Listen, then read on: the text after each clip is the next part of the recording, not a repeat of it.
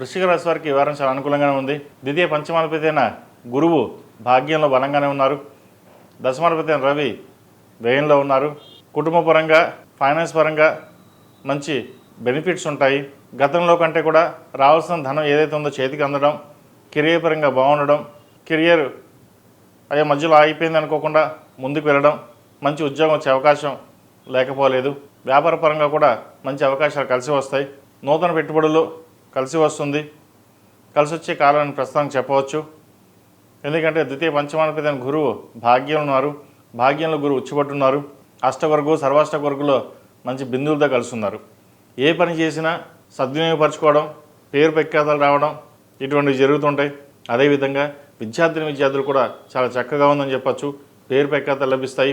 ఒక ప్రభుత్వ పరంగా రావాల్సిన బెనిఫిట్స్, ప్రభుత్వ ఉద్యోగం ప్రయత్నం చేసే అవకాశాలు ఏవైతే ఉన్నాయో అవి కలిసి వచ్చే విధంగా గోచరిస్తుంది. పై చదువుల కోసం చేసే ప్రయత్నాలు కలిసి వస్తాయి. అయితే నరదిష్టి అధికంగా ఉంటుంది పిల్లలకి. వారికి కాస్త కాలవైరు రూపు మెల్ల వేయడం లేదా దక్షిణామూర్తి రూపుని మెల్ల వేయడం చెప్పదగినది. ఎంతటి వారికైనా నరదిష్టి అంటే అది రాళ్ళు కూడా పగిలిపోతాయి అన్నట్టుగా ఉంటుంది. ముఖ్యంగా పిల్లలకి మటుకి దక్షిణామూర్తి రూపు, కాలవైరు రూపు మెల్ల వేయండి, మంచి ఫలితాలు ఉంటాయి. ఈ రాశిలో జన్మించిన స్త్రీలకు వృత్తి ఉద్యోగాల పరంగా చాలా అనుకూలంగా ఉంది. వ్యాపార పరంగా బాగుంటుంది. ముఖ్యంగా నూతన ఉద్యోగ ప్రయత్నాలు చేసేవరకే కాలం అనుకూలంగా అని చెప్పచ్చు. గతంలో పెట్టిన పెట్టుబడులు ఇప్పుడు లాభం వచ్చే విధంగా గోచరిస్తోంది.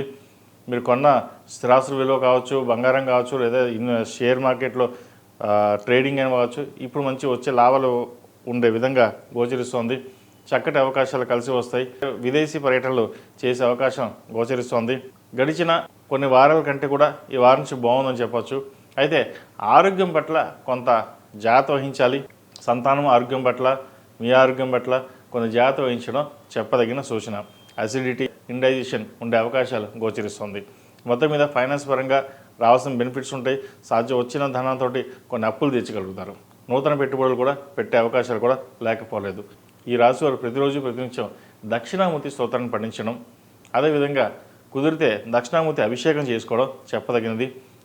ప్రతినిత్యం ఆరవెల కుంకుమ కానీ, నాగసింధూరం కానీ ధరించండి. మంచి ఫలితాలు సంప్రాప్తిస్తాయి. ఈ రాశిలో జన్మించిన వారికి కలిసి వచ్చే సంఖ్య 8, కలిసి వచ్చే రంగు తెలుపు.